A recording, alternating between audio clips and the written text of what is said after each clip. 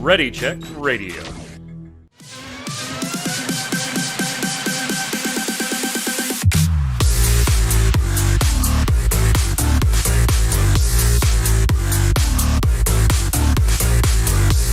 What's up, Internet? It's Thursday evening. That means here on Ready Check Radio, it's time for the Relic Grind, our Final Fantasy XIV Square Enix podcast. We're doing the show live, twitch.tv/ReadyCheckRadio.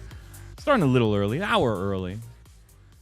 Normally I can't, but it worked out today. And I said, hey, Tark, you want to do the show an hour early? He was like, yeah, sure, why not? And I said, Flynn, you're the one that, I'm really considering here. You want to do the show an hour early? And he was like, hell yeah, I want to do the show an hour early. So I want to go here to we bed are. an hour early. Fuck yeah. Yeah, so make sure you're always following us on Twitter. Normally it's 7 p.m. Eastern on Thursdays here for the Relic Grind. We've got a lot to cover today. Obviously, FanFest North America wrapped up this past weekend. So we've got Keynote, we've got Live Letter, we've got the event proper and some of the concerts and just a review from Tark here.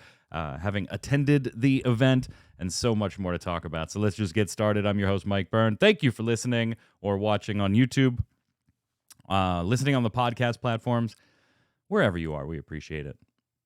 Give it a like, a thumbs up, a subscribe. Turn on those notifications. Head on over to ReadyCheckRadio.com, and you'll have a full backlog of this show, our Gaming Gumbo weekly gaming wrap-up show, which we have not done in like 2 weeks, and it's going to be another 2 to 3 weeks before we do another one with hosts going to Gen Con this weekend, and me being at my last chance to qualify for Nationals for the Final Fantasy trading card game on August 12th. So we will resume Gaming Gumbo on August 19th.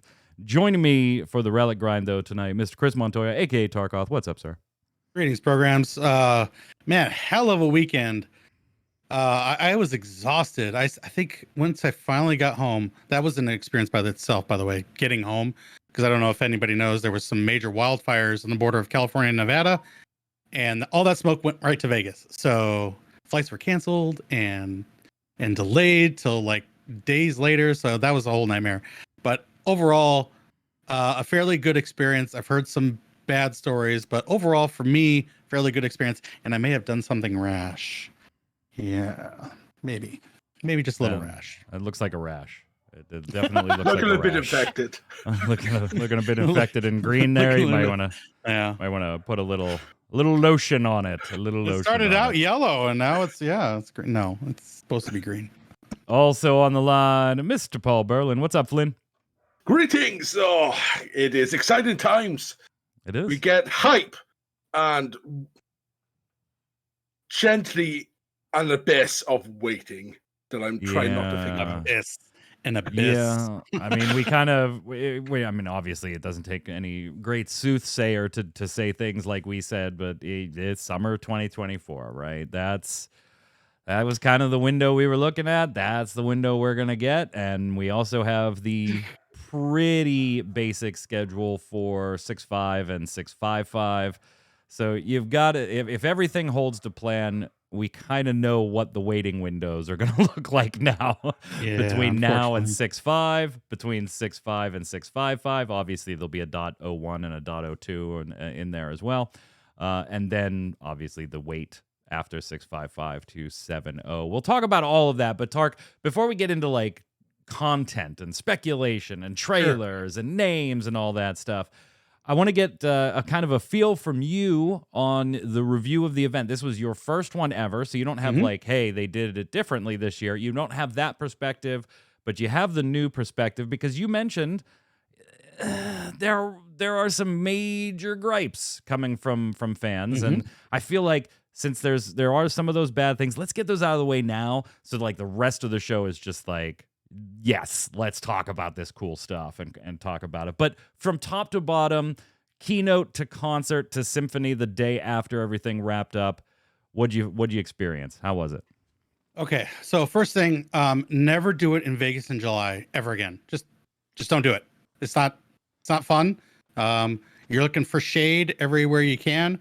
There's cool stuff like food trucks outside the convention center, but that's right in the middle of the sun on 110, 100 to 115 degree weather. Just gross. You want to experience Vegas, but it's gross. Yeah, You that can is one Uber of around, obviously you the can use the biggest gripes monorail. around is the temperatures with lines outside and the whole mismanagement. Well, not like Square had a lot of control over this, but mismanagement with the monorail and it becoming exceedingly uncomfortable to get on the monorail to get to and from the convention center. I luckily we had the hotel room like right next door, so it was just a short walk from hotel into convention center, so maybe 5 minutes at that. So for us it was good planning, but for all those that were farther away, using the monorail was supposed to be a cheap option, but tended to be kind of a nightmare, weather and heat wise. As far as events inside, I thought they were kind of cool. I don't know if they've had this before, but they had this kind of quest givers. They had, the meteor exclamation point quest givers, but with 10 to 15,000 people in the area at a given time. Hearing them say the quests was absolutely awful. Like, you had to lean in. Maybe you take your phone and you try to record just so you don't have to, have them repeat it like 7 times.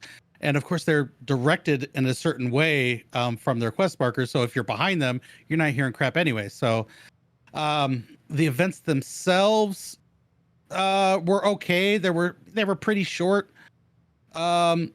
There were lines for pretty much everything, as you can expect with 10 to 15,000 people in an event like that. I thought the dance floor was tremendously awesome. Got quite a few picks there. Day one didn't seem like anyone was getting really hyped into it, but day two, like, there was just throngs of people wanting to dance and do emotes and stuff on the dance floor. So that was cool. Concessions inside the venue were meh at best. I think that my best thing was getting coffee. I wish there was more seating. I know ADA had a big issue, unfortunately. That's a big one now. Seeing lots of ADA, and this was really disappointing to see. Even having not been there myself and not needing ADA accommodations for myself or anybody that I would have traveled with, because I've run theaters and things like that. I'm very cognizant of, okay, does this meet ADA guidelines? Can we do this? What happens if this? What happens if this? And so to see, the small space alleged for the ADA line, and then line mismanagement on day one as a whole, whether you were ADA needed or not. Just lines were just everywhere. There was no rhyme or reason to where lines from the concessions go in some of the reports that I'm seeing. Merch line on day 2 was just an absolute cluster. It always is. That has been a problem. That has been a problem since the original FanFest, the merch line. Merch line day 2 was anybody that got a merch ticket from day 1. They didn't really give anybody on day 2 a merch ticket. So if you weren't in line on day 1 to possibly get merch on day 2, you were just out of luck. Not to mention, they didn't have a lot of stuff by the time you got to the end if you had a merch ticket. So again, they messed up on the quantity as well. I even heard, though, from our board peers, he said that he saw someone walking out with a garbage bag full of Moogle plushies. They weren't limiting just 1 or 2. They were letting you buy as many as you want. So they were just... The merch line was a disaster. The amount of merch was a disaster, and the limitations or lack thereof just compounded everything. So merch was just a joke. If you didn't pre-order, good luck. Yeah, I've viewed that over the years. Yeah, and that's been a mess since the FanFest has started. The merch area being a cluster is absolutely nothing new. Also, people, our friend Fusion came down with COVID after the show, getting reports of numerous, and that's unfortunately one of the things that we're probably going to have to deal with, like we do with the annual cold and flu for eternity. And that doesn't mean that it's okay and that precautions shouldn't be taken. I did see that Yoshi P had gotten up there and said something about the pandemic being over. And while, from a semantics point of view, yes, I mean, it's not technically a pandemic anymore. It would be more of an endemic, right? Something that we experience every year. I didn't like seeing that said when, there's still precautions you can take, and that kind of had a feel to it of we don't have to take any precautions now. I love this event. I've never been, but I love this event, and I love watching the streams and all that fun stuff. I feel like they almost, from everything I'm seeing, whether it's from ADA friends of mine, whether it's from friends of mine that, you know, with the merch line or this line, I heard the Primals was a particular experience, the Primals concert. And seating in that area, and then rows being stripped out so that you could, you know, dance down at the front, and that zone being just overcrowded and flooded. And I feel like, Flynn, from everything I'm reading, and I wasn't there, we'll ask Tark here, but I feel like they almost took a step back. Like, it almost wasn't as... Not to say that you can always run a 15,000 person event smoothly, right? You're always going to have some bumps in the road, some angry people, some upset people, some things you could have done better. Maybe you'll do them better next year. But I feel like some of the issues, at least, that plagued FanFest from all the reviews and feedback that I'm reading are things that have either happened in the past and still now continue to happen. They haven't been fixed. Or they weren't issues in the past, or were smaller issues, and this year became slightly bigger issues, like they were almost out of practice doing this. I don't know what better word to use there. Yeah, I agree. Even I was in a Mr. Happy stream the other day, and he was saying the same thing, where a lot of it felt like regression from what he heard from his friends who had been. Like, I don't know whether it's, you know, because of the pandemic, everything's shutting down, everybody's out of practice, or it's in a conventional that's doing a few other conventions at the same time, so it's down to them how the internal politics of how things were structured got organized and how to Square Enix stands. All we can hope for is the October UK FanFest to be improved, and then JP being, well, you'd think they'd be a bit smarter because it's JP.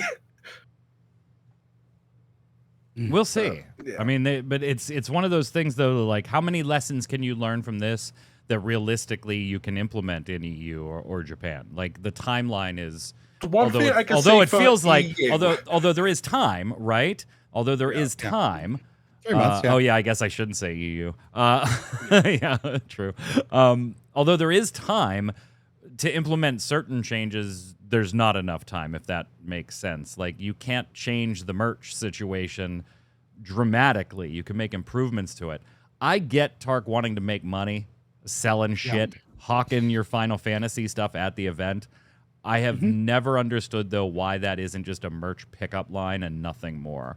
Like, they did do that for the second FanFest, pre-order your stuff online. You Yes, have the to have it second one, in. yes. And you can do that, right? You can order online and swing by and do some stuff there. But I've never understood why it isn't just like, hey, you know what? We're going to do a merch pickup zone, not a store. I get it. They want to make extra money from people who didn't order online ahead of time. But all these things are available. Most of them are available online pre-show, and all of them at some point become available afterwards. At least that's what they tell you at the conventions. apparel. Yeah, some of them actually don't make it, but they'll tell you at the FanFest, hey, these will be available online. I don't know. It seemed a bit messy. I hope they polish it up. Tark, you were actually there. I'll give you the last word on this one. So also, I was running with a group that had been to 2 of the previous FanFests. The gist I got that overall it was a regression. It might have been just out of practice, you know, 4-5 years since the last live FanFest. But I also think it was. But by the way, that is not an excuse for missing things like ADA accommodations. Like, no, absolutely not. Yeah. No, I'm not trying to make any excuses on that front. That should have been squared away. Number one, taking care of those people properly. I think it's more of they did not adjust to the volume of people that they allowed to come to this event. I think they got to find enough space for it, but security, manpower, all of that falls on Square to make sure that the event is done properly and safely. And I just got the feeling that wasn't happening properly, to the point where, like, on day 2, you could come in and out, and you'd have security at the gate, but they were just like, yeah, just come on, whatever. Like, they were so apathetic, it was kind of disgusting. I don't think they were even checking bags.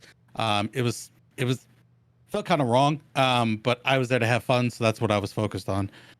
Yeah, I agree that they took a step back, and but might be not doing it for a while, but I think it's the amount of people, and they just did not adjust to take caring of all of them, which does not make sense to me because you pre-sold the fucking tickets. Like, you pre-sold the tickets and you limited them yourself to a certain number. Like, this isn't like, hey, we sold 1 million pre-orders from a game and our servers are getting pummeled because we also sold 500,000 copies that weren't pre-ordered and we weren't expecting that number. This is, we had 1 million copies, we passed out 1 million copies, and our servers crumbled. There's no reason that should be the case. Like, there just isn't for that type of thing. I almost feel like if you want to keep it in Vegas, North America, as much as I like being first, should be second. Like, it just to get that out of the summer time frame, right? If you want to keep the event in Vegas, get it out of the summer time frame. Go to Europe for the June or the July August time frame, and then go to North America for the September October time frame. It's because they just want to make sure you start off with the sun, because as soon as you come to the UK, 90% chance it'll be cloudy. Cold and wet. Cloudy with a chance of meatballs. But there absolutely was fun to be had. Like, hell yeah. Yeah, they have to make improvements big time. They absolutely do. But there was absolutely fun to be had, and it all got kicked off with the keynote on day 1. And, of course, we were actually doing the podcast on MMO Bomb at 1 o'clock Eastern when the keynote started. So we were actually running it in the background while we were talking about other things, and we would pause and say, okay, because we knew they were going to open with a trailer, right? Boom, here it comes. We've got the trailer. We've got the expansion name. We've got the window for release in the summer of 2024. Flynn, what'd you think of this bad boy trailer? Oh, I loved it. It's definitely that anime beach day sort of vibe. I hope it's not too much of a red herring. Like, if you look back at Stormblood, it's sort of at happy-go-lucky in the trailer, then, it just descends into darkness. Yeah, I mean, when we were watching it, Takal in chat had said, this trailer and this music doesn't slap as hard as the previous couple of expansions. And I had to agree. I was like, the music's great. The graphic thing, which, by the way, I'm sure we'll mention the graphical overhaul and stuff. The trailer looks fantastic. I'm with you, Flynn. I kind of liked that this one wasn't like every other one, right? Where the world is ending, things are looking dire, can we save it? This was almost like, hey, we're going to go on a vacation. We're going to go to the new world, guys. We're going to go to the new world, and look at this. It's a beautiful beach, and there's all kinds of crazy critters running around. Let's see what we find. Let's go on an adventure. So I did like the upbeat feeling, but that did kind of come with all the previous expansion trailers had that feeling of stakes and, a lot on the line, Tark, which we don't have because this is the kickoff of a new story. Raideo appears, by the way, in chat. What's up, Raideo? Love you. Saying a thing for me as well, talking about FanFest as a whole, because the event was so much bigger than previous FanFests, they limited the in-game stuff to just a single battle challenge, which was a nightmare to get into with the app, I heard. In the past, there were so many other fun challenges they had available to do. I'm glad the event has grown so much, but I almost miss the smaller feel of the past ones. Totally understandable. Totally understandable. DawnTrail, Tark, what'd you think of the trailer, the title, and where we're headed? The trailer, initial feelings was, oh, cool, this is awesome. It has a cool upbeat feel. It actually kind of reminded me of that second half of the Realm Reborn trailer after all the, Bahamut and all that fun stuff. Yeah. As you appear and like, oh, this is a brand new world and we're going to explore. That's the kind of feeling I got from this. After that, like, there's really nothing here. Everyone's doing just kind of happy-go-lucky things. I understand Square's got to reset this thing because we had this big intergalactic thing that we had to take care of. That's done. Time to get back to home base and chill out for a bit and reset our palate, so to speak. No tease on, well, I guess maybe little teases. There's if a you stop the frames, you one, can yeah. look. If you stop the frames, maybe I you got can one you big tease a question because of job. the frames. But the trailer was okay. I mean, it's a teaser trailer. There's like barely anything there. My favorite moment is Graha eating tacos. That's awesome. Tacos are awesome. Right, it is, to your point, it is the teaser, right? Like, this is the one that gets expanded on at the future FanFests and then headed into release, where we get different videos and then we get a full actual launch trailer at the conclusion of everything. Go ahead. I am not digging the name of the expansion, though. I think they went wrong on that. I think they need to start marketing in a different way. And clearly, the name for this expansion should have just been Two Dies. Two Dies. Sell millions right there. Just that name. We do know the main city hub, Tuliolol. Tuliolol. These names are silly. Yeah. I'm just gonna ask you. Is this Mericidia, Tark? This is not Mericidia. This is the New World. I knew as soon as I saw the Mama Jaja, it was like, oh, we are going to the New World. We are not going to Mericidia. Yep. So this is pretty cool. Home of the Blue Mage. We had a lot of fun in MMO Bomb's chat making fun of it, saying that we were going to go to a shitty MMO and we were headed to New World. LOL. Troy said, if the 14 people are headed to New World in their expansion, please bring your mounts. We really want mounts. please bring your mounts. Release window summer of 2024. Nothing new there. That is kind of where we thought it would be. We kind of hoped maybe end of spring, but thought it would probably leak into summer. 9 months is going to be brutal. Not going to lie. Yeah. The worst we had was during COVID, right? And that was 6 months, 6.5 months. So 9 months. Ugh. But I think we kind of figured out why that was happening a little bit later in the keynote with a special guest appearance. But yeah, we'll get to that. Yeah, how you holding up there, Flynn, with the weight here? Doing okay at the minute. I mean, jumping ahead a little bit from the live letter, 6.5 is in early October, 6.55 mid-January. So that puts you at approximately a 4 to 6 month wait after 6.55 until the expansion. Plenty of time to get 19 relic weapons done, right? I'll play a lot. You've already done that. You're way behind. You're a little late. The graphics update does look tremendous. Yes. Does look absolutely tremendous. I think in the trailer bit, I noticed it most on Urianger and on Grahatia eating his taco. Like, both of those character models, you were like, I mean, I know who that is, but they don't look quite the same. The curves are just a little more curvy. I know who that is because of their clothing, but it looks a little bit different. Just a little bit. You look a little curvy. Level cap going to 100. Are you surprised it wasn't 99, Tark? No. I was thinking maybe they do the World of Warcraft thing and they just do 95 and we get a little bit, every level, and every level is like 5 billion XP before you get to it. But not really surprised. I just think they need to do something after this. Like, you can't just keep going up and up and up and like to the point where level 200. Like, that's just insane. I think, after 100, we need to find another realm of progression than just levels. Yeah, I thought they would stop at 99 just as a tradition thing. And Yoshi P had said in an interview, it was months and months ago, because I remember writing it up for MMO Bomb, like, we're probably going to make the level cap 100. And I was like, oh, no, they're not going to stop at 99. No. I thought that would have been, like, fitting to your point, Tark, right? Like, let's get the level 99, and then they do something where that's the level cap, right? That's 99, and then progression takes over in a different way. But that's going to take some tremendous work on their side, and I guess they're a little focused on the graphics and some other things right now.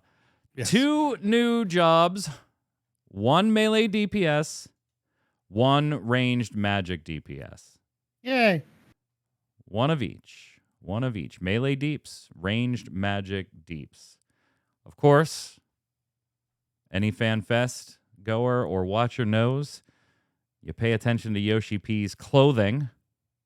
Absolutely. He was wearing Black a shirt. Teenage Mutant Ninja Turtles t-shirt. And that begins the speculation, Flynn. What are you hearing? Oh, yeah. What do you think? What are we going to Way see? too much now. I personally think it's Corsair. Because I don't think they'll I feel like reveal Corsair's Magic Wand. overdue. Yeah. Corsair off of a Ninja Turtles t-shirt? Explain that one. Ninjas and pirates. Yep. And also, the turtles are trained by a rat, and rats like to be on ships. Oh my god. There's so many That is- ways to get it, That is some Corsair. mental Other than, gymnastics I've ever heard. just watching the trailer and seeing him in very much Edward Kenway Assassin's Creed Black Flag attire. There's a lot of things, but God, it was bloody Beastmaster, Druids. Well, and you know, Corsair transformations. kind of makes sense with who they would presumably have to share gear class with. Yeah, scouting. Scouting. Yep. Again, Yeah, another absolutely connection fit. for that ninja pirate thing. Corsair feels overdue to me, but that's, you know, just as an FF11 player, I guess. And then Green Mage is I've seen one that a I've few times. seen. If I think that's like very easy one to go. Okay, turtles are green Mage. There we go.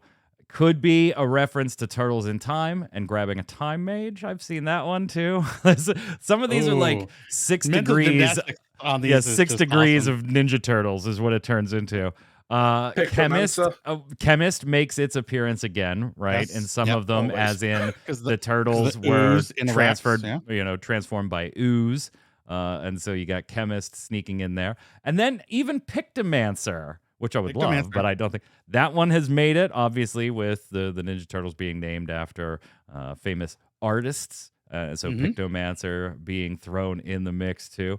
I'd love to see some of these, but I'm just like, there's no, we're not getting Pictomancer. That'd be fantastic. I would love it, but there's no way. There's been, name me more than 2 Pictomancers. Exactly. Exactly. Yeah. The thing that's stopping me for Pictomancer is we should be having Cryle potentially join us. And they would be our new mage class, and I don't see Cryle being a Pictomancer. Right. No, What do but you I think, can see Tark? I could say Alice finally changing her job because she griped about that previously, right? And she could be the artist, Pictomancer. Yeah, could work. And then we get That'd to be meet my Rum. brother. He's the artist. So yeah, we've got Pictomancer, Green Mage. I've theorized Fencer, and this again is mental gymnastics. They're named after artists, Renaissance artists. One of the martial prowesses in the Renaissance time was fencing or duelist. Fencing has been in Final Fantasy Tactics advanced games, so possibly that. I've seen Red Beastmaster. Mage in 14, right? What? Yeah, I've seen Red Mage in 14. That Yes. is our offensive with magic. Hell, I mean, Anyways. like even Sage like kind of borrows from fencers in 14 as well. They could do a lot of different things. I mean, you could say, hey, I mean, we've got red mages and we've got machinists. Why do we need corsairs? They're borrowing from both. So, you know, there's that. Well, if argument. you look at the time mage thing, though, interestingly, we have had like semi-time related abilities actually Yeah. taken off of classes. that pulled away from Astro. Right, that were taken So that off of doesn't melt Astro and together. stuff. So, you know, time mage, I'd love a time mage. I would love to have. I've said time mage for Yeah, that years was now. one of the ones we talked about as potentially being a cool healing class. Like, obviously, we're not getting a healer this expansion, but we've talked about it before. Like, Tark, I think you and I on a previous show were like, wouldn't it be cool if it was a time mage and it was a healing class, and the way it did things was restoring health to certain points in time? That'd be kind of neat. Sure. Weren't they saying that they were pulling from old FFs less? Yeah, they have said that. So there is the other speculation to Magnetic that it's not a class you could guess. because it's going to be a unique, one of them at least, is going to be a unique class to 14, which I don't know. Like, I'm very interested in the concept, but I don't know if I'd be a fan of. I kind of feel like when I play my FF MMO, I want to play as X class, right? I want my FF feels and everything. Exactly. Like, I'm Locke, baby. I want to be a treasure hunter. Can I be a treasure hunter? No, that's not in the game. Okay, what's a Corsair? Okay, that's pretty close. Let's go that way. Well, I think But Corsairs, as a long-time player of 14 specifically, I'm like, I would fucking love a new class that I've never heard of at this point. yeah. That's one thing that 14 has done here and there, whether it's through reworks or just new jobs. They'll happily look at a singular character that exists and turn them into a job. So we've, Gunbreaker and the Machinist Shadowbringers reworked to be more like Edgar. So it might be considered a name, but it could be based off just a character that exists. It could be like a Balfia style role for all we know. There Just you to go. throw a random character. There you go. Class Sky Pirate. Oh, snap. Let's go. Class Sky go. Pirate. Not Corsair, Sky Pirate. Yeah. How many Vieira would be rolled up with a name from XX Fran XX? It'd just be an awful lot of them. The same as the 400 that exists. Let's now. also True. not be shocked if they throw us a debate. They kept him pretty cloaked the whole time, not to reveal anything. And what if he just comes out and he was just a red mage the whole time, a rapier flipping around, and we're all like, oh, sad face. Yeah, you look at him when he takes down. Yeah, what if cloak. Yoshi P just wakes up and he's like, God damn it, I can't just wear shirts of things I like anymore. I just everybody reads into it. and the shirt and the job on the ship could be completely separate. They could be, they got two jobs. Yeah. So they could be that could be Corsair and Pictomage for So you're all we know. thinking we're gonna do a Stormblood when Derplander was both jobs. Maybe. Oh yeah. Maybe. It's interesting. What do you want? You don't have to go through both, Tark, but what one do you absolutely want? Knowing now, you're not getting a healer, you're not getting a tank, you're getting a melee DPS and a ranged magic DPS, specifically those two. If you don't have a favorite for both of them, that's fine. But which one, do you have one that you're like, I really hope it's this? And it doesn't matter how ridiculous the 7 degrees of the Teenage Mutant Ninja Turtles path to get there is. What do you want? So we're ignoring clues. Right. Well, I mean, you could take into account clues. All right. I think Pictomancer would be really cool.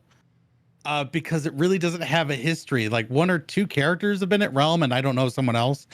But it doesn't have really a mechanic, so they could do whatever they want with it, artistry wise. And you could do a lot with, a big paintbrush, graphically to make a bunch of different paintbrushes different and particle effects and all that fun stuff. As far as melee, I've always wanted a Viking and like 2-handed hammers or 2-handed axes or dual wielding axes or dual wielding hammers. I always thought that would be cool. The likelihood of both of those are probably really, really low. Probably. What about you, Flynn? There's 2 that I like. My first out there thought was a Ronin because of the one turtle story where there's a surviving turtle that uses all the weapons of the other one. Wouldn't they tie that too close to samurai, though? I think but it'd be swapping between the swords, the bow staff, the scythes, the nunchucks. So as part of your rotation, you're swapping what weapons you're using in the situations. Right. So a bit like our Machinist plays when it swaps through tools, but as a scouting job. Yeah, and dual wielding samurai swords. I would love nunchucks to be in the game. Just saying, nunchucks would be sick. What's the other one, Flynn? And the other one is one I heard when I was looking at what people were saying, and the idea because of turtles and mutants, a casting job, being a beastmaster, but you're the one who becomes the beast. So a bit like how we theorize Summoner could have been reworked, that you become the icon, and that's how you do your rotations. Like a druid. Yeah. I'm boring. Give me Time Mage and give me Corsair. All right. I'll be on board for that. I'm Yeah, still give me down for Time Mage Corsair. and- I love yeah, pirates. I think Green Mage would be a little weird to try and implement because they try and fill even a more niche gap in between. Like, you got White Mage and Black Mage and Red Mage kind of right in the middle there, conceptually, not always in practice, but conceptually, the Red Mage is kind of right in the middle there. And then you got Green Mage, which would kind of be like in between Red Mage and White Mage. So it's like gets a little more narrow on the focus there. So as much as I would like a Green Mage, I don't think it makes a lot of sense unless they reimagine the class in a different way. Yeah. You know, almost like a buffer, right? Almost kind of like, well, yeah, almost kind of like take the aspects of Druid and make that Green Mage to imply like green as in earth and, you know, nature magic, instead of the way it's historically been pictured in Final Fantasy games. But Corsair, yeah, give me a Corsair, man. And I'll take a Time Mage. Before It's the gonna be Norse interesting. New World in 11, I think Corsair is definitely the most likely. We'll know more in 3 months. Yeah, we absolutely will. Then we've got a new tribe, one of the tribes being shown off, the Pelu. Some interesting folks here. And not a lot of info. Got like kind of a description of them, and that's about it. Nice to have another little Final Fantasy X nod. Yeah. Then what else? A cross promotion with Fall Guys that you totally didn't see coming. Oh, who could have predicted it? Final Fantasy XIV Awesome. crossing over with Fall Guys. In Fall Guys, they're going to have, as you can see, little Final Fantasy related costumes for the beans, Alphino and Alice, and then some other ones. Of course, Chocobo, some of the staples, things like that. On the Final Fantasy XIV side of the collaboration, we're getting a 24-person gold saucer event that you can participate in. Presumably, it's going to be some type of gate. And then, you got to do some Fall Guy running. Don't get smacked off the thing. Here's the thing. This is incredibly neat, right? And I know some people are rolling their eyes at this. It's like, come on. You know, we've been stretching it on some events, and way back, we all remember Yoshi P saying, like, if it doesn't make sense to be in Final Fantasy, we're not going to put it in Final Fantasy XIV. You know, and when they did, what was it, Dragon Hunter? Or no, that's not right. Monster Hunter. Monster Hunter. When they did, we were all kind of like, I mean, it's Fantasy Dragon, so okay, but this starts to feel weird. Now we're doing fucking Fall Guys. I mean, here's my only concern with this one, Tark. Go ahead. This is going to be fun. I'm going to enjoy it, I'm sure. I'm going to be aggravated by it, I'm sure. The hitboxes in Final Fantasy XIV are not the most stable things in the world. Super janky. So this might be just as irritating as like the Kugane jump puzzle or any of that type of stuff that you've tried to match up hitboxes for. You're going to swear you did not get hit by that thing that just sent you flying. And it's not even the hitboxes that I'm worried about. It's the server tick. You're out of it. You're ahead of it by a full 2 seconds, and you still go flying into the river or whatever it is down there. It's going to be an absolute train wreck. Shades of 2.0 landslides. I know it's gonna be great. Only it's not no PS3 shenanigans, but right. I'm still looking forward to this. I'm gonna be playing this anytime I can get my hands on it. This looks like a hell of a lot of fun. Yeah, I want to do this with my free company because there was a few of us watching the keynote live, and when we was watching these slides, Magnetic, who's in chat, he saw that they got a mechanic where it's the cursor above your head and it spins. He hates our mechanic so much, and I just can't wait to see him lose his rag trying to deal with it. Yeah, it'll be fun, and at least it's gonna be tucked in the gold saucer. So I guess you can be like, this is it totally fits in this world. It's a game. Yeah, whatever. I can see Godbert saying, let's do this. Let's make this. Oh yeah, he would do it. Then Yoshi P welcomed to the stage one Mr. Phil Spencer. And as soon as he introduced that name, if you have been watching this show, on this show, or even just a long-time player, you knew exactly what was coming. Yeah. Like, as soon as he introduced Phil Spencer, you knew exactly what was coming. That Final Fantasy XIV will finally make its way to the Xbox platform in spring of 2024, just in time to jump into 7.0 and get some stuff done before 7.0 launches, coming to the Xbox platform, and then brought out Square Enix president, and all three had a nice chat where they did say a few things, Tark, that said, kind of led you to believe, and were directly said that we're going to be working harder to bring other Square Enix titles to the Xbox platform as well. Awesome. This is all just awesome. The first thing that came to my head when he came out, I was all, finally, the Xbox has come to Final Fantasy. It's really weird for me because, like, I consider I'm not going to play on Xbox, right? I play on PC. I do have it installed on PlayStation 5, but I'm and I do keep it updated with the most recent expansions, but I'm very seldom on it on the console. Very rarely. So I'm not going to play it on the Xbox. I'm not even going to buy it on the Xbox. But I'm happy for other people that maybe don't have a PC or a PlayStation 5 and they're, Xbox babies, and now you can play fine. I'm happy to have you. Come on. Let's go. Yeah, absolutely. Let's go on adventures. So for me, cool. About time, great. But, wasn't, oh, man, cool. But in my head, I thought back, I associate my years of Final Fantasy XI, most of which with the Xbox.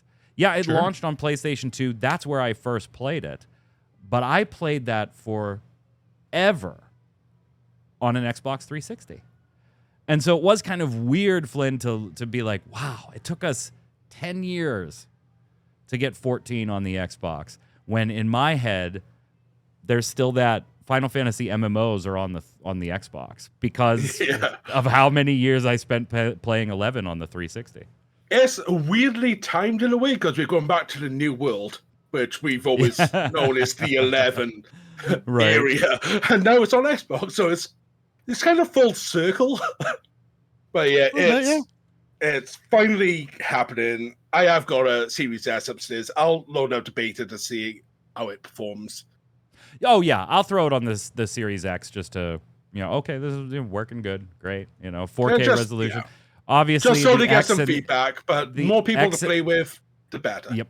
The X and the S are going to have substantially different performance ranges. Yes, so remember, one system cannot do 4K, the other one can, and there's a whole slew of other performance considerations you should take into account there, whether you have an Xbox Series S or X, as far as playing Final Fantasy XIV on it. But welcome to all of our Microsoft friends who can finally play on their particular console of choice coming this spring, right ahead of DawnTrail.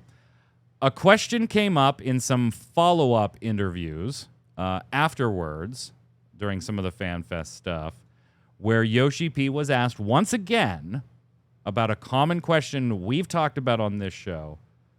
You sell skips, story skips, but realistically, you've got to give new players a new starting point.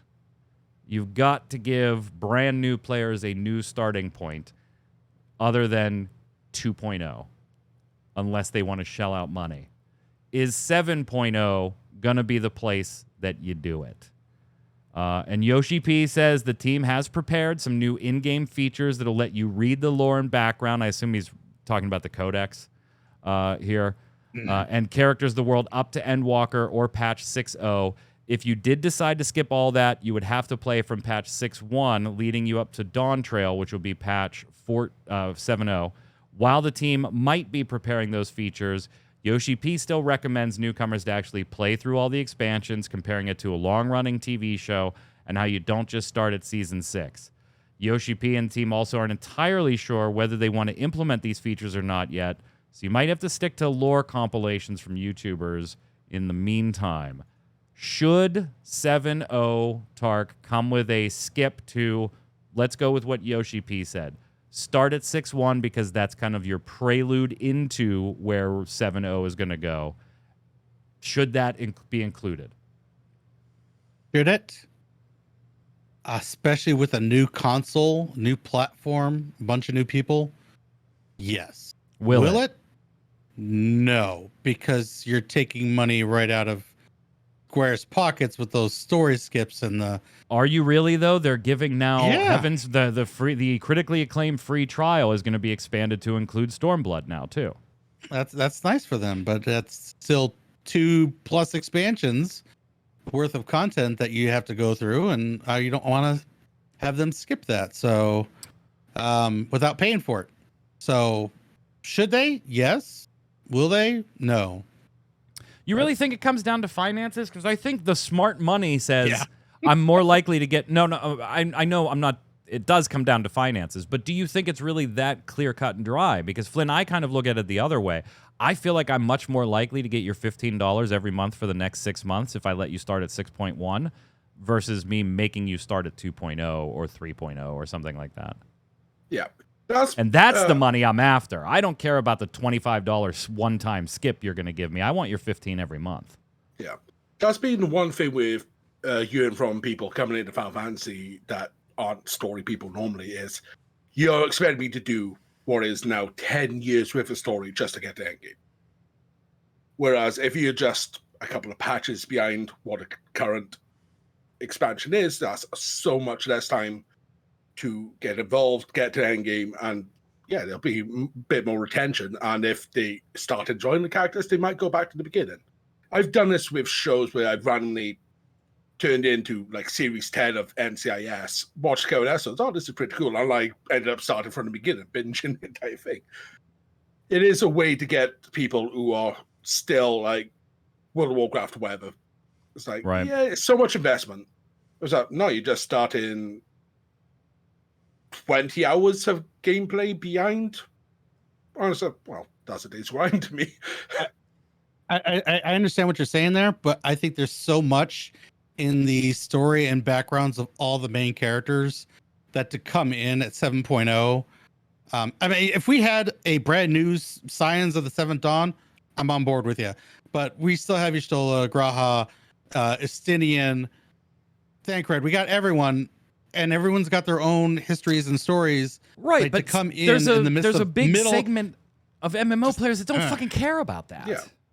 Like, they don't care about the character development. Cutscene skippers, you ask them anything and they can't tell you what's happening. Because some people, it's just about the actual gameplay.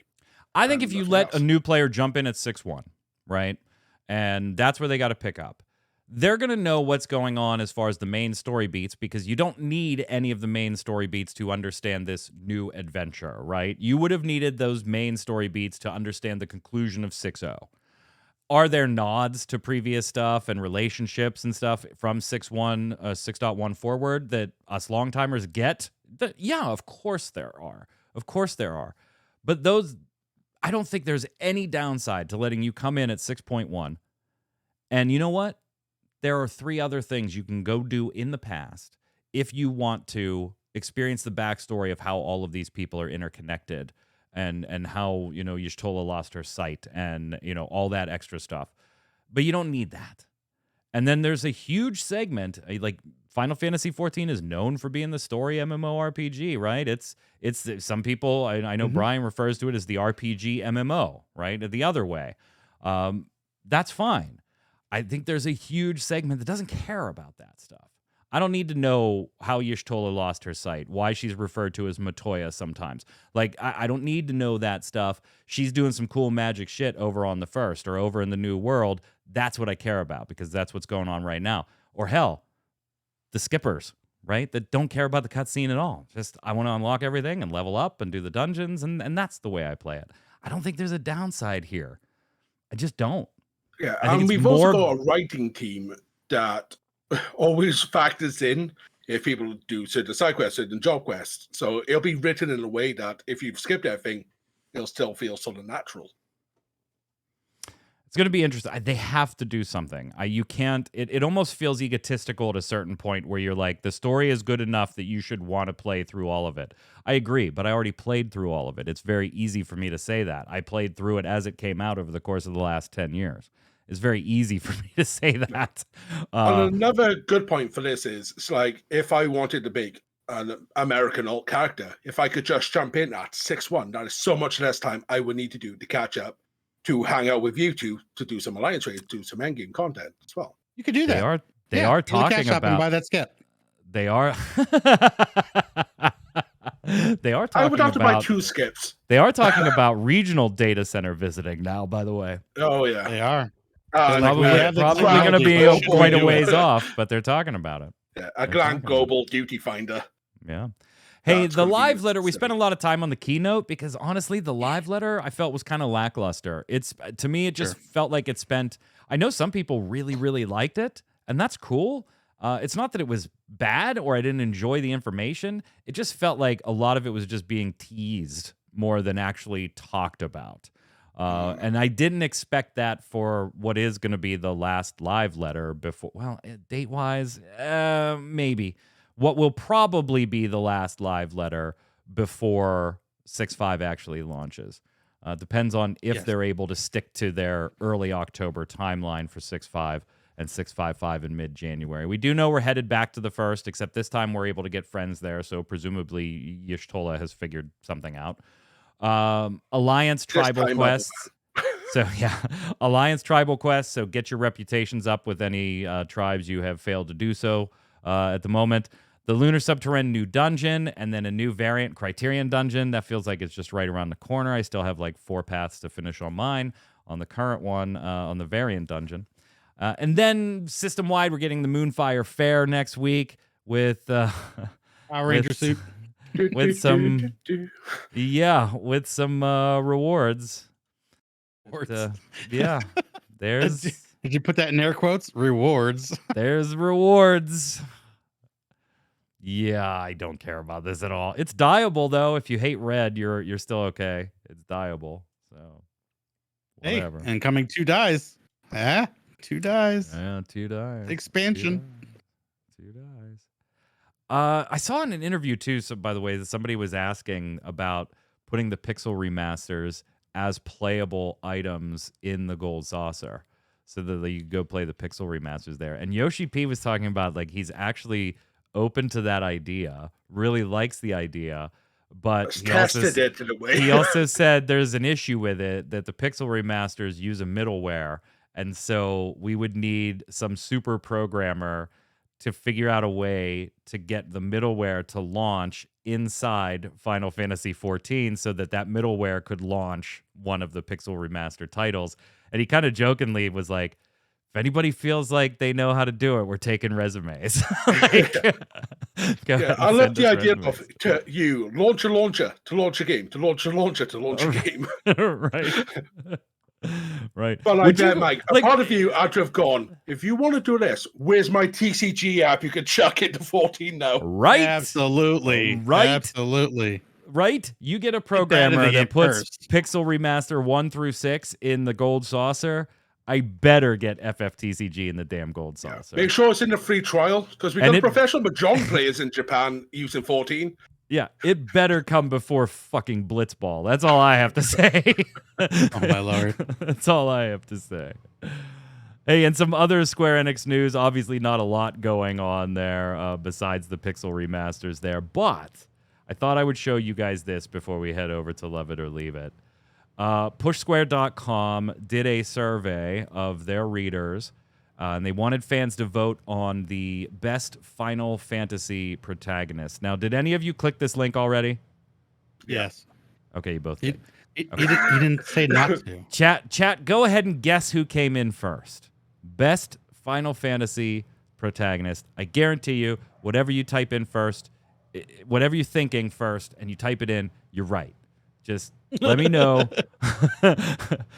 Put Cloud. Hey, look at that. Yeah, Cloud. Yep. Derplander. Derplander did not win. It was Cloud Strife walking away with 33% of the vote, a little over 3,000 votes we were talking about here.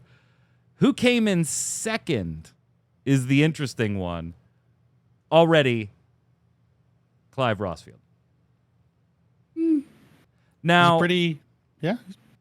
he's certainly well written. He's tremendously acted. Absolutely. I'm not going to take any of that away. He is very fresh on everybody's mind right now, right? So there might be a little recency bias in this survey. But here was the list that they gave everybody, because there are some games that have multiple protagonists, and so they kind of truncated things here, right? Firion from Final Fantasy II, Cecil from 4. I'm sorry, Flynn. Cecil for you over the pond there. Is he Cecil for you, or is he Cecil? I'd probably say Cecil. But I say really Cecil? don't Yeah. care. Bart's from Final Fantasy V, a.k.a. Butts. Tara Branford in 6. Cloud Strife in 7. Squall from 8. Zidane from 9. Zidane or Zidane? Zidane. I would say Zidane. Oh, totally different one. Yeah. Titus from 10. Titus or Titus? Titus. Yeah, that one actually has a canon answer, but it's so hard for me not to say Final Titus. Fantasy X disc that came out. Water-themed Final Fantasy. His name you're is preaching to the Titus. choir. You're preaching to the choir. He was Titus until I was like actually covering things, and I was like, oh, they did answer this. Vaughn from 12, Lightning from 13, Noctis from 15, and Clive from 16. Do you honestly, if I asked you right now, Tark, is Clive the second best protagonist in all the Final Fantasy series, even with your recency bias at playing 16? Oh, I'm going to have to say no. I think he comes in, for me, he comes in 4th, maybe really close to 3rd. I'd have to put Cloud, Cecil, Titus, Clive, in my opinion. I put him 4th, but I have a different list. That's interesting that we both put him 4th. I have Cloud as 1, and then I put Cecil as 2, and then I actually put Zidane as 3. Titus is really boring to me. Not that he's a bad character. He does what he's supposed to do, but his name is never even said in the damn game. The character, because he's meant to be like this empty vessel you can plop yourself into and play. Right? So he kind of like just doesn't do a lot for me. So he's actually 5, and then I put Clive at I'm sorry, he's 4, and then I put Clive at 5, fighting for 4th. So we're very close. But where Flynn? Clive 2nd? 3rd. Squall, Zidane, and Clive. Squall, there's a hot take. I'm a Final Fantasy 8 boy. There's I a really hot like take. Squall for you. It's the Final Fantasy I've played the most outside of 14. What I keep going to. Your favorite protagonist dies at the end of the first disc. I'm just kidding. I'm just kidding. I don't ascribe to the Squall is dead theory. I don't ascribe. Oh yeah, his heart is right over you. I don't ascribe to the Squall is dead theory. He bled out, dude. He bled out. He can bleed out. He bled out. Oh yeah, he'll take hits to the face from gigantic primals, but a bit of ice in the shoulder. He'll bleed out. So is Squall your favorite, or is it really Laguna? It's Squall. It's Squall. Although I am fond of Laguna as well. All right, let's head over. I think it's why Zidane's where he is, because he's sort of has Laguna vibes. Let's head over to Love It or Leave It.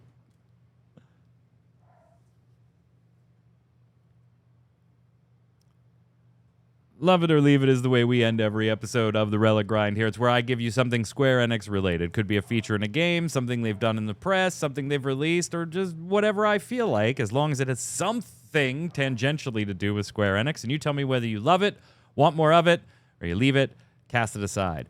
In one of the interviews with Yoshi P that I was talking about earlier with my illustrious co-hosts, there was also mention of a desire to do a Final Fantasy XIV anime or TV series. But that Square Enix pledged, if they did do this with somebody, they would want it to be of the utmost quality in line with the rest of the Final Fantasy XIV product line.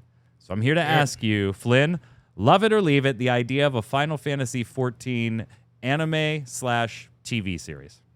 Love it. I have wanted for years to see like an anime adaptation of the Company of Heroes taking on Leviathan during the events at Dalamud and Realm Reborn. Tark, love it or leave it? Love it, but the writing quality needs to be like of the utmost quality. Like I don't want a Pokemon like writing situation. Give me something with some mature themes and stuff. Doesn't need to be mature. Well, right, because that was what they were Like- going to do with FF9, right? When Yeah, the yeah, FF9 anime is going to be geared towards a younger audience when it comes out. Yeah, don't necessarily want that. I want some mature themes. Doesn't need me mature, content, but mature themes. Do you want them to do, since both of you have said love it, let me ask you a follow-up question, Flynn. Do you want them to do like new stories with familiar characters, or do you want to see an anime about, the main storyline of Heavensward, or insert expansion here? I probably have to go with the former. Part of the issue with a game where you create your own characters, so you get emotionally connected to that characters. And I think if you added any story, whether it's Heavensward or Shadowbringers, as much as that would be amazing, it would feel off to you because it's not you in a way. What about you, Tark? New story with familiar characters, or familiar stories told in episodic form? I think a story that is running parallel to what's going on with our characters would probably be the best of both worlds. Like, don't get me wrong, I would absolutely watch. So, like, our when Warrior of Light Urianger story. disappears for a while, you Yeah, want to see yeah. a storyline of what was going on over there. Yeah, or follow the company of heroes, or follow the Crystal Braze, before and after, its malfunction and stuff that's going on, and have it like run parallel to what's going on with our Warrior of Light. Or you do the Warrior of Light and everyone's just shocked and dismayed and sad because it's going to be voiced. Our Warrior of Light's going to be voiced when our Warrior of Light has never been voiced. So what Tark is advocating for here, Flynn, let me just put this, down on paper here. What Tark is advocating for is brand new Final Fantasy XIV players coming on the Xbox that have never played before. You bastards have to play from 2.0 forward and go watch the supplemental anime to understand a damn thing. Otherwise, shell out some skip money, homie. Do not turn 14 into 15. You know what? I'm gonna This say is not leave a it. life situation. I'm gonna say leave it. Not because I don't think it can't be well done. I'm sure it can. Not because I wouldn't watch it. I'm sure I would. But I feel like if they're gonna do a Final Fantasy anime or episodic thing, I feel like it should be its own thing. A story in the Final Fantasy universe, not tied to 14, not tied to 6. Or, maybe an anthology thing where you do, hey, this episode is based on characters in 6, and they do what you said, Tark. They go follow a side story of something that was happening in conjunction. And then this next episode is 8. And this episode is 14 and follows Y'shtola and Matoya way back when. Like, Sure. that type of stuff I could get behind. I feel like trying to tie a full episodic show to storylines in a specific Final Fantasy game just ends up being mediocre. I feel like it just feels like a retelling of stories we've already heard at that point. Although I'd still watch it, but I'm going to say leave it. That's going to do it for us. Sorry. No, I was going to say, go I ahead, would go love ahead. to see Final Fantasy Lost Stranger be adapted. Cool. Yeah. Mr. Final Max wants Hildebrand. Yeah, I'd be down for more Hildebrand anime. Yep. I could go for that. That's going to do it for us here at the Relic Grind. Thank you for watching. Let us know in the comments what you thought about the keynote FanFest. If you were there, what were the goods? What were the bads? Let us know down below in the comments, either on YouTube or on ReadyCheckRadio.com. We'll be back next Thursday with another episode of the Relic Grind. Until then, Flynn, where can everybody find you? You can find me over on Twitter, X, whatever it's called today. At I still use the bird and, icon. I'm not changing that anytime soon. And Within Crisis, and Twitch at Within Crisis, and YouTube at Within Crisis Podcast. Tark. So sure to YouTube, all at Tarkoth Gaming. You can also find me here Saturday nights on Ready Check Radio playing Final Fantasy XV. We got still doing post game stuff. I'm Mike Byrne. You can follow me personally right there at Magic Man, but more importantly, follow at RC Radio, RAIDEO, and you'll know every time we're going live with a podcast, a stream, FFTCG Locals, or we're just hanging out having a good time. Even if we decide to go an hour early, you'll know when. Stay safe. We'll see you on the servers. Later.